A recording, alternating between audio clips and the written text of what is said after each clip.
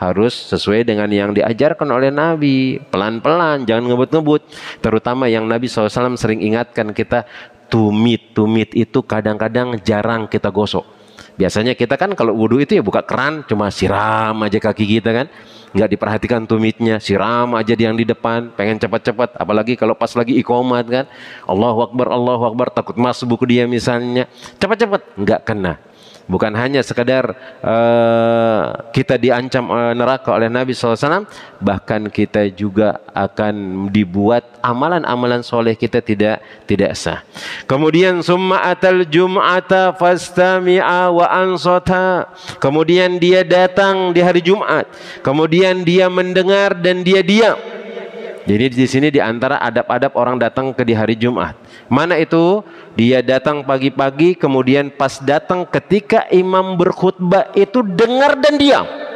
Gak boleh ngobrol. Kenapa Ustaz gak boleh ngobrol? Karena Nabi SAW mengatakan, idza qala li akhika ansit faqad lagauta. Engkau kalau ngobrol sama teman mengatakan diem, dan al-imam yakhtub, sedangkan imam lagi berkhutbah, sia-sia, sudah nggak ada pahala sama sekali.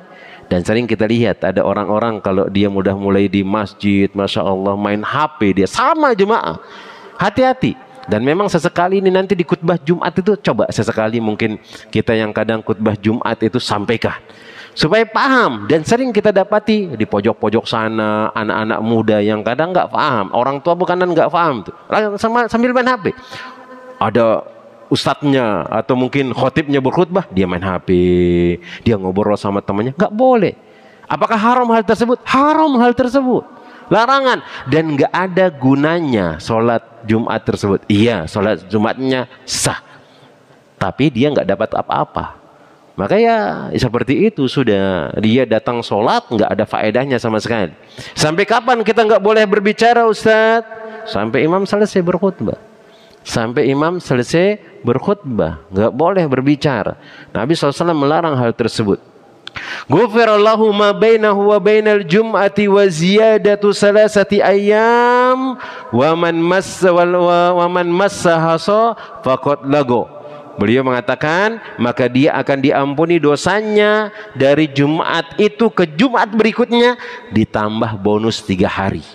Jadi 10 hari diampuni dosa kita. Tapi ingat, yang diampuni dosa-dosa kecil.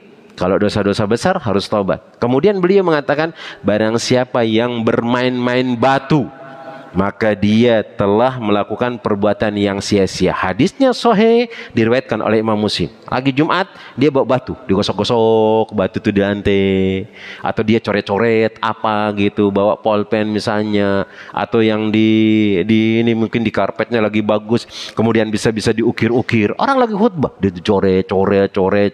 Nggak boleh kata Nabi SAW. Dan ini perlu memang kita sampaikan. Karena ternyata banyak di antara kita mengatakan faham agama, tapi ternyata banyak agama atau pelajaran yang diajarkan oleh Nabi itu belum kita kerjakan. Kita terkadang pintar ngomong jemaah, pintar ngomong benar jemaah. Kita lihat kadang-kadang kalau kita tegur tuh pintar ngomong dia. Ternyata banyak hal yang kita kerjakan, dan banyak ternyata syariat Allah Jalla Jalaluhu kita tidak tahu dengan hal tersebut.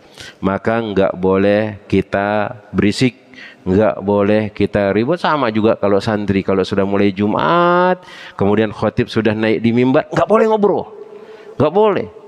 Sia-sia berarti Jumat kita. Apalagi sekarang orang-orang tua juga banyak seperti itu. Dan sering kita dapati setiap kali kalau khutbah Jumat tuh ada aja yang ngobrol di luar. Bahkan dulu waktu di kampung itu, apa yang kita lakukan, kan dulu kita masih bodoh jemaah. Anda juga pernah kayak seperti itu, belum paham tentang agama.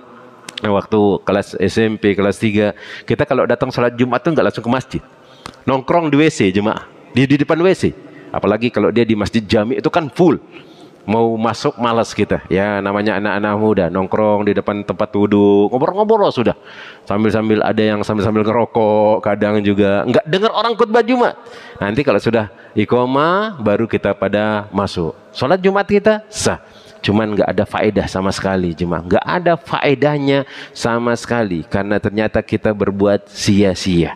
Maka sekadar melarang anak itu ribut pun kita dikatakan oleh Nabi SAW, faqad lago, kita sudah berbuat sia-sia. Maka sebelum mau datang khotibnya, maka silahkan disampaikan. Kemudian khotib itu jangan sampai merasa berat untuk negur jemaah. Ya dengan yang baik. Mungkin anak-anak kita ditertibkan, silakan, gak jadi masalah. Kadang ada khotib itu kemudian di masjid itu ribut-ribut, nggak berani dia negur. Kenapa? Besoknya nggak dijadikan khotib lagi dia. Nggak jadi masalah. Apa yang antum khawatirkan dari hal tersebut? Mungkin yang lain nanti yang akan naik. Antum tidak dianggap lagi, tidak diundang lagi jadi khotib. Nggak jadi masalah. Karena antum menyampaikan kebaikan. Seperti itu. Maka bersabar dengan hal tersebut. Nah, kemudian yang berikutnya jemaah yang semoga dirahmati oleh Allah Tabaraka wa Ta'ala. Maka beliau mengatakan salisu asyar, hadis yang ke-13 atau hadis yang ke-126. Anhu dari Abu Hurairah radhiyallahu taala anhu, anna Rasulullah sallallahu alaihi wasallam, Rasulullah sallallahu alaihi wasallam bersabda, qala idza tawaddu'a, apabila ada seorang berwudu, al-abdu al-muslim, yakni seorang hamba muslim, al-mu'min, faghasala wajhahu, kharaja min wajhi kullu khati'atin nadhara ilaiha bi'ainihi ma'al ma'. Beliau mengatakan barang siapa nih yang dia berwudu dan dia seorang mukmin, hamba Allah Jalla Jalaluhu, ketika dia mencuci mukanya dengan tetesan air yang keluar dari mukanya tersebut, itu digugurkan dosa-dosanya jemaah.